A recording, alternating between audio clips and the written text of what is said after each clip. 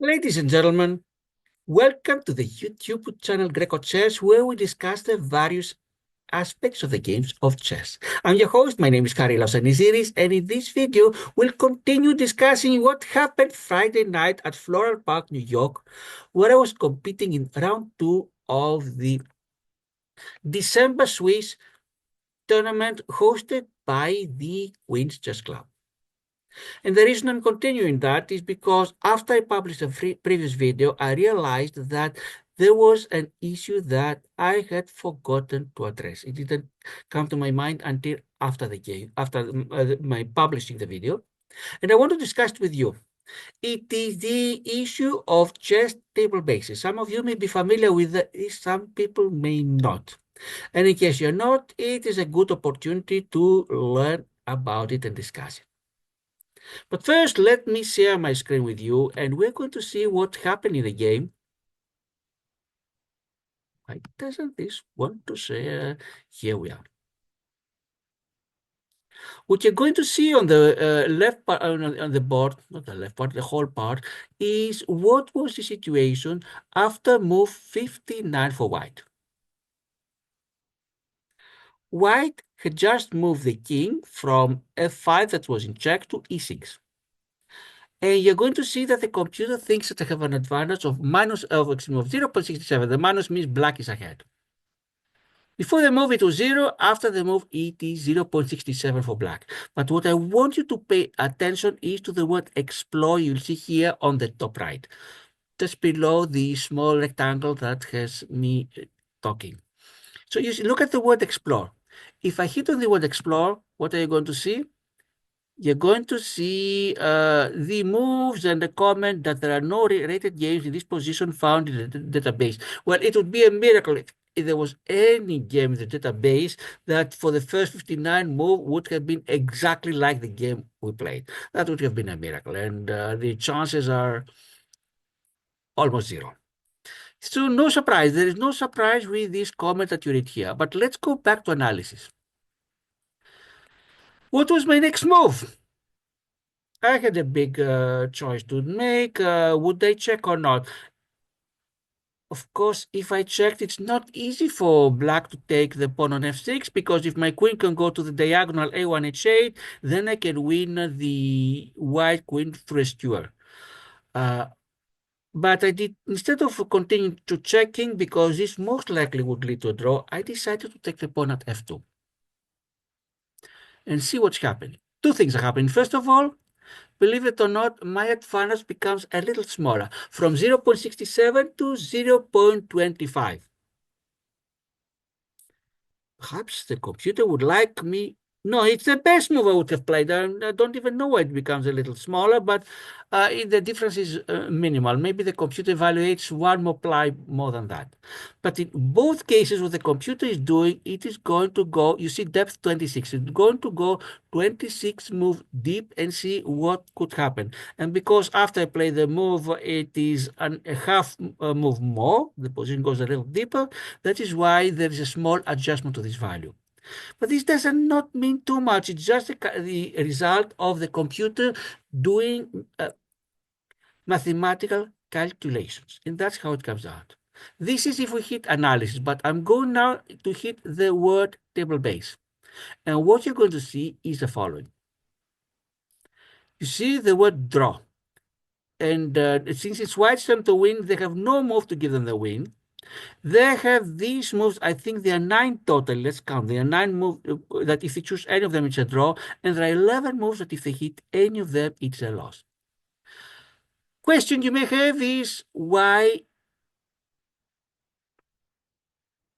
here you see the word explore and here you see the word table base. What happened? After white's 59th move, there are totally 9 pieces on the board. Every side has 1 king, 1 queen, and 2 pawns. 4 times and 4, 8. After I take the pawn, there are only 7 pieces on the board. Because I have 4 king, queen, and 2 pawns, my opponent has king, queen, and 1 pawn.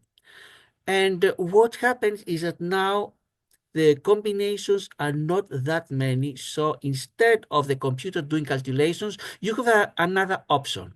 You can go to the table base where we know exactly what is happening. How do we know what is happening? I'm going to change the screen. I'm going to show you now what is happening. But before I do it, a small warning. What I'm going to discuss from now is mathematics. And I know that for many viewers, mathematics is a scary subject. Many people will say anything but not numbers, not calculations, not mathematics. And I know that this screen for many of you may be scaring and may bring very bad memories of your life. If you detest mathematics, if mathematics scares you, I need to tell you there is nothing wrong with you. You are not stupid. I repeat, you're not stupid because you hate mathematics or because you're not good in mathematics. It means that you were not taught mathematics the correct way. I'm not going to elaborate on that, but this is what is happening. And that is why some people enjoy mathematics like me, while other people are scared. But after this digression, if you continue being with me, because we'll return to the chess later, I'm going to show you the following table. On the left side, pieces, how many pieces on the chessboard, and on the right side, how many combinations. If there are 0 pieces, of course, there is only one combination, the empty chessboard. We place one king, one white king. Let's say we have 64 possibilities because it's every one of the 64 squares. If you place 2 pieces, one white and one black king, it's 64 times 64. And many of you are saying the kings cannot be the same square, so it should be 64 times 63. And others will say, and also the kings cannot be a neighboring square, so it is even less than that. And perhaps some others might say that due to symmetry, divide by 2. I agree with all that, but we want to keep the mathematics simple. It's already complicated the way it is. Let's not go to this exception. That's why in all the cases below, the actual result is slightly less than what my numbers would indicate. So for the time being, we can allow pieces to be in the same square. We can allow violating rules of chess. And if you have 2 pieces, and you must start with the white and the black king, because you must have a king for each side. It's 64 times 64. And for the ones of you that are fast in mathematics calculations, it is 4096. The moment you place a third piece, you have to multiply this times 64 because there are 64 possibilities, times 10 because the piece can be any of the 5 choices. White queen, white rook, white bishop, white knight, and white pawn are 5, and black queen, black rook, black bishop, black knight, and black pawn, another 5, 10. That's why I multiply times 10. And why the 2? Because it might be white's turn to move, or it may be black's turn to move. For the fourth piece that we add, and again we have to multiply times 64 times 10, meaning 64 squares, 10 possibilities for the piece, and times 2 possibilities, either white is starting or is playing or black is playing. And this goes on and on and on. If you have n pieces, and now it becomes abstract mathematics. And I know this may be scary for some of you listening to Ed and reminding you who knows what painful memories from your youth, but once again, if this happens, I apologize. It is not your fault.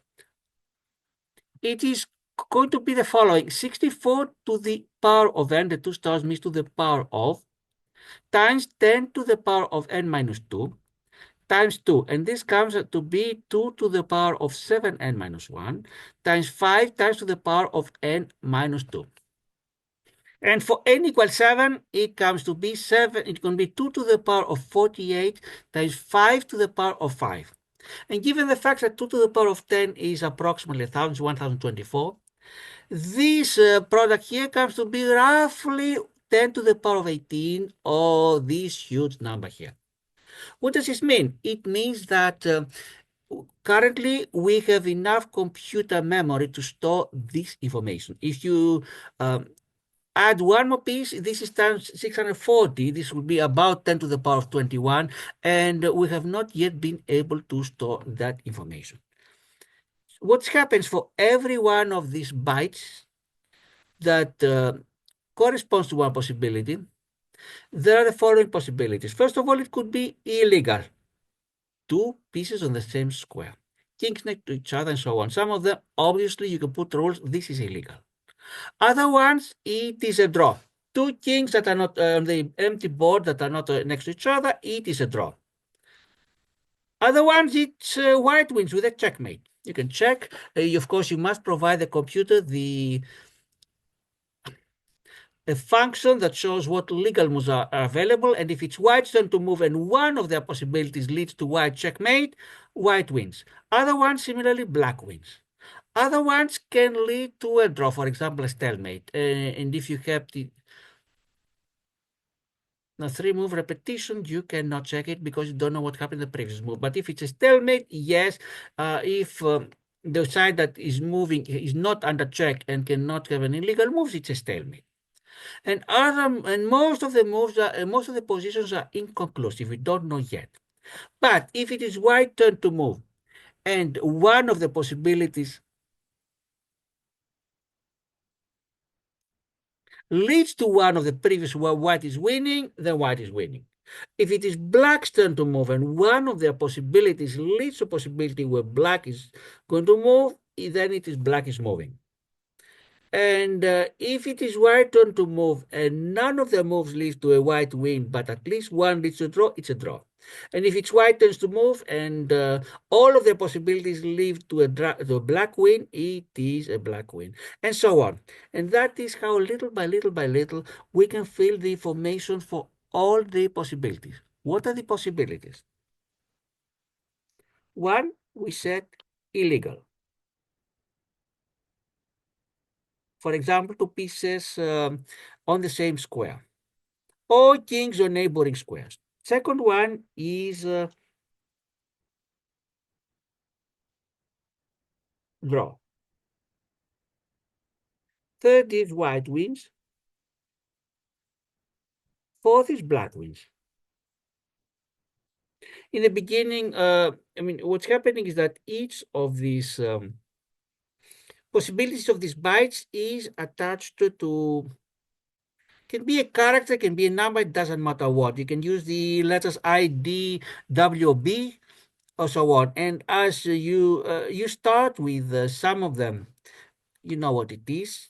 Illegal, of course. If you have two pieces in the same square, it's clearly illegal. And then little by little, you start filling the values. And when the program is over, then every one of these 10 to the 18th possibilities will have a value.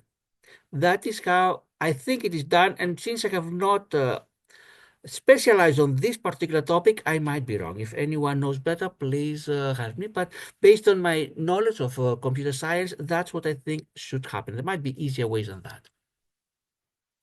And that at this point, I'm going to explain how the table bases work. Meaning that when we go to the other screen,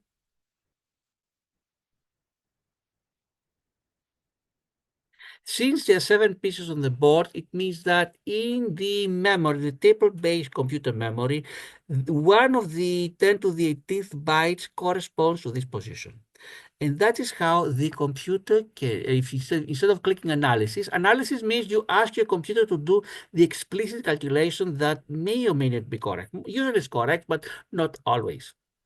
Or it's not too specific. 0.25 advantage for black does not mean, is this enough for black to win or not? Of course, white winning is almost impossible, but is it enough for black to win or is it a draw? You hit table base and now you can be absolutely certain it is a draw. And we're going to follow the game from move number 59. And we're going to see what happens. Since if you see the previous video, you know that black, meaning myself, I won the game. At some point, this is going to switch. And we'll see where it switches and how. And usually, it is a surprise.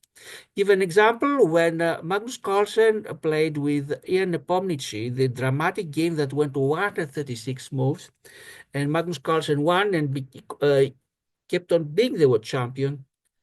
No one, not even Magnus Carlsen, knew where exactly this changed, because Magnus started with a position that everybody knew was drawn, and many moves later, everybody knew that Magnus was winning. So Ian Nepomniachtchi, so it was obvious even to him, he had to resign. And unfortunately for him, he never recovered and he lost the other games too easily. So people had to use computers to find exactly where the switch happened. And it was a point that no one would expect, that Ian's move was the one that from a draw would lead to Magnus win. And let's see what happened here. Let's see where did the switch take place. Move 59 for me is here. Let's go to the analysis. And we are going now to enter the next move. In fact, I don't even need to go to analysis. I can enter it here. Move number 60 is for the white queen to go to c8 check. And you see here, once again, it's a draw. Meaning I am going to draw if I play any of these 6 moves. I'm going to lose if I place my queen on c5. Clearly, that you don't need a table base. I put my queen to c5, exchange, and king goes and wins my pawns much nearer. But computer confirms that anywhere else I put, my king, it's a draw. What did I do? I played this move here.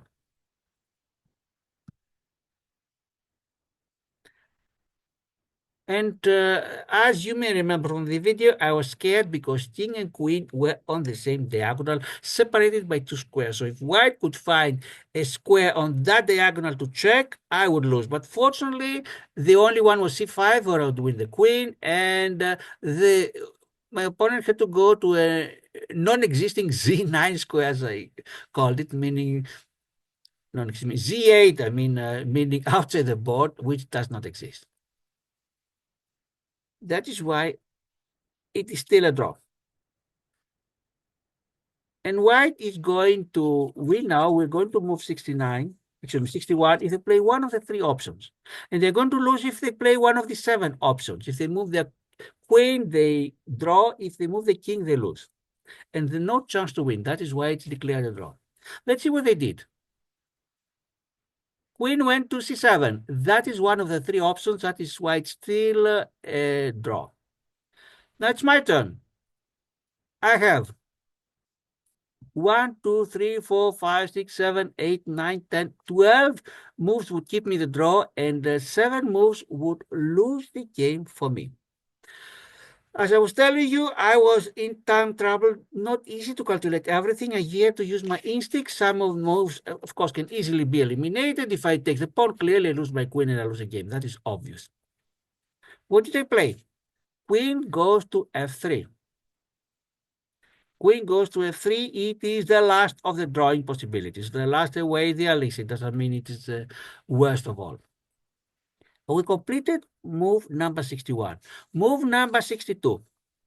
Now, once again, white has no winning chances. And they have 4 moves that can give them the draw. And how many that will lose the game for them? 1, 2, 3, 4, 5, 6, 7, 8, 9, 10, 11, 12, 13, 14, 15, 16, 17, 18, 19, 20, 21. And why, if I counted correct, there are 21 losing possibilities. Let's count once again. 1, 2, 3, 4, 5, 6, 7, 8, 9, 10, 11, 12, 13, 14, 15, 16, 17, 18, 19, 20, 21. So out of the 25 legal moves for white, 4 keep them in draw and 21 are losing for them. Of course, one does not pick randomly. It doesn't mean that their chances of getting the draw is 4 out of 25 or 16%. It means that they need to be very careful to calculate.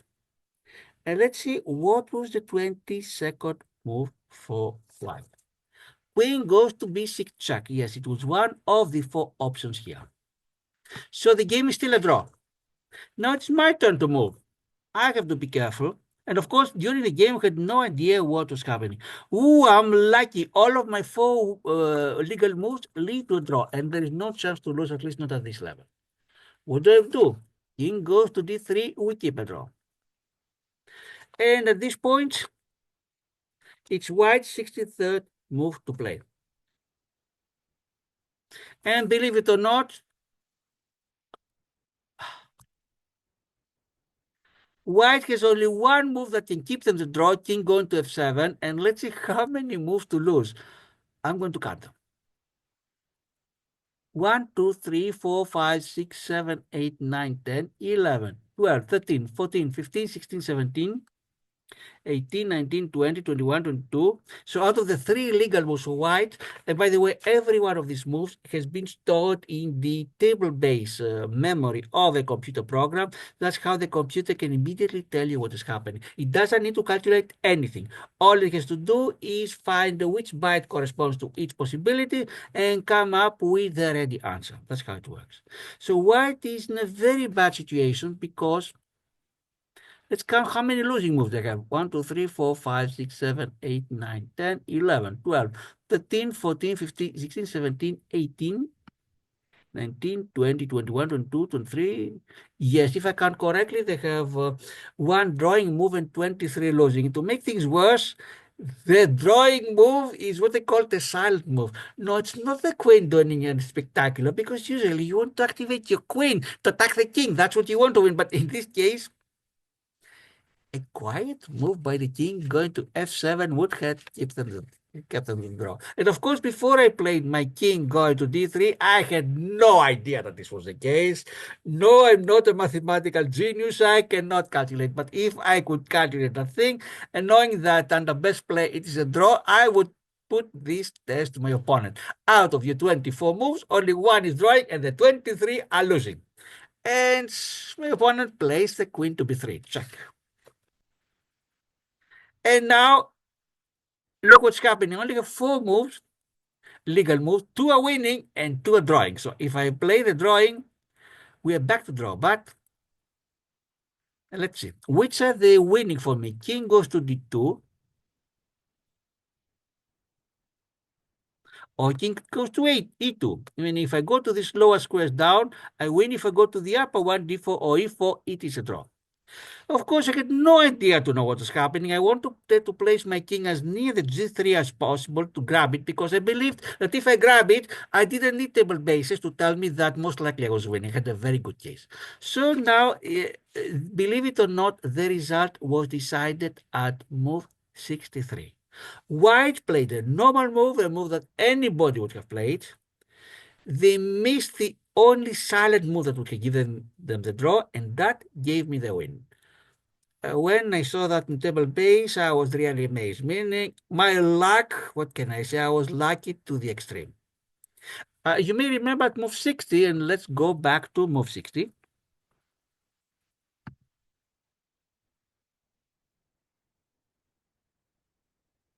At this point, my opponent offered me a draw, and the game was drawn. And I refused the draw, having no idea. I had no idea what was happening.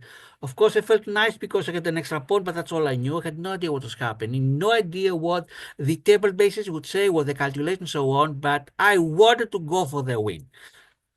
And I was glad I did so because, as we mentioned now,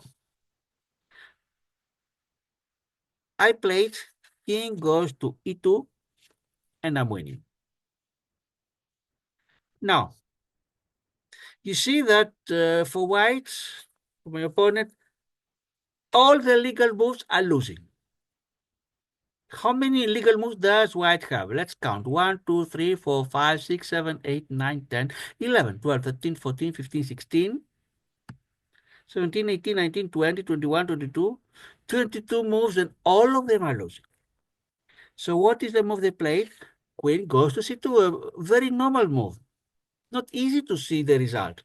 And for my case, I'm so lucky. 3 moves, I have 3 legal moves. All of them are winning. I don't need to calculate anything. Of course, during the game, I double checked every one of them. I didn't know that all 3 are winning. My king goes to f1. And once again, look how many legal moves white has, and all of them are losing. 4, 5, 6, 7, 8, 9.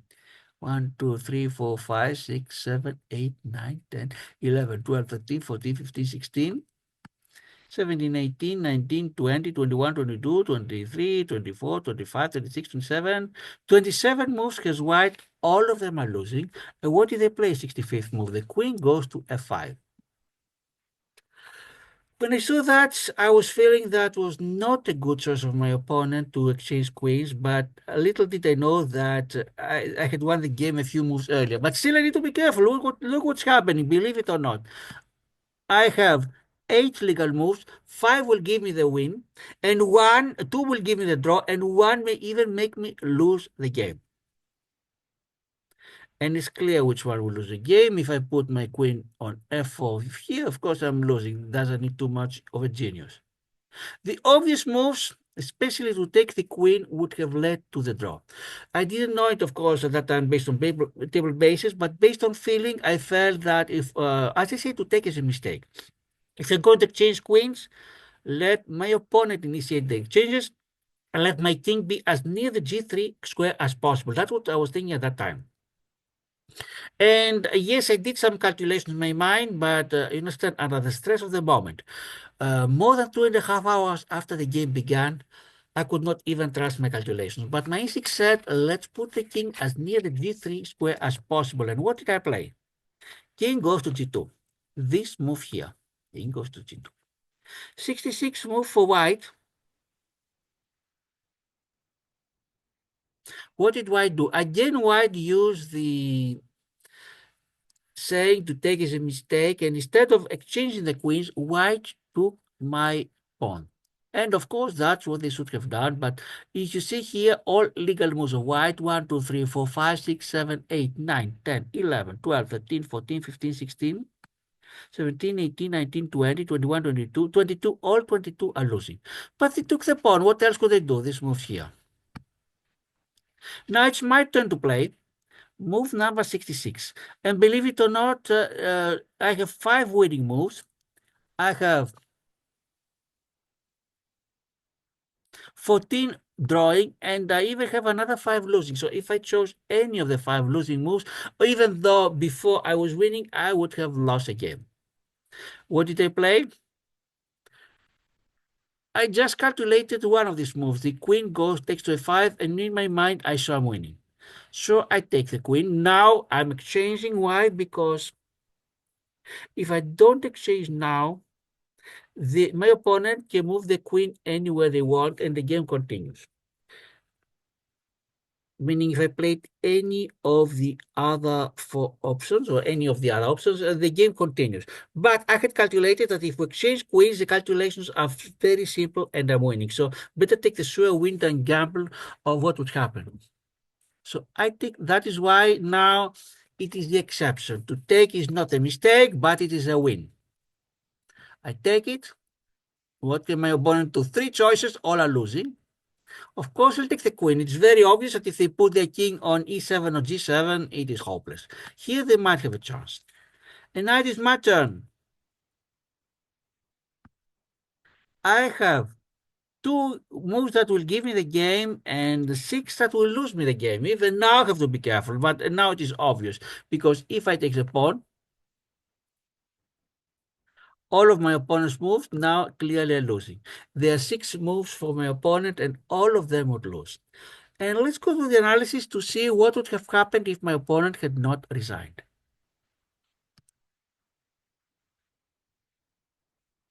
You see the M's. My opponent, their best choice,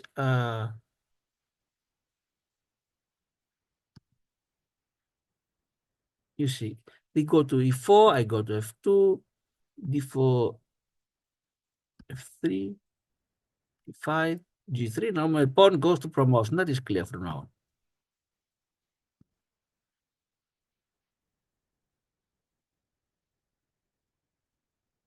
Now, what the computer does is almost random because no matter what I play, I'm winning.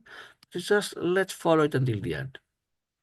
Suppose these are the best moves of each side, but my opponent, there is no good move. For me, any move that doesn't mess up is a winning.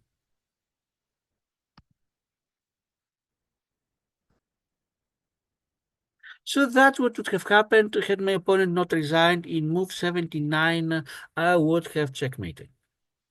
The reason I mentioned this one is because this was an opportunity for me to address the issue of table bases. Currently, any position involving 7 pieces or fewer has been solved explicitly on the chessboard, and there is it's listed in the table bases.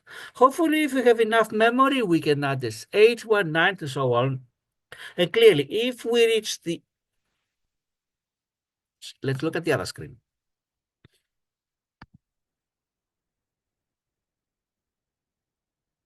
If here we can reach the n equal 32 and we have enough computer base for everything, chess will be solved once and for all. This is about my game Friday evening. For me, it was my biggest chess success ever. The only time I ever defeated a national master with a rating of 2000. This was an opportunity for me to address and to introduce maybe to many of you the issue of table bases. And we'll continue with the next video. What is next now? We're going to see some latest developments of grecochess. Some games have been concluded. We'll follow the online tournaments, and once we have no news from there, we can continue with the bots.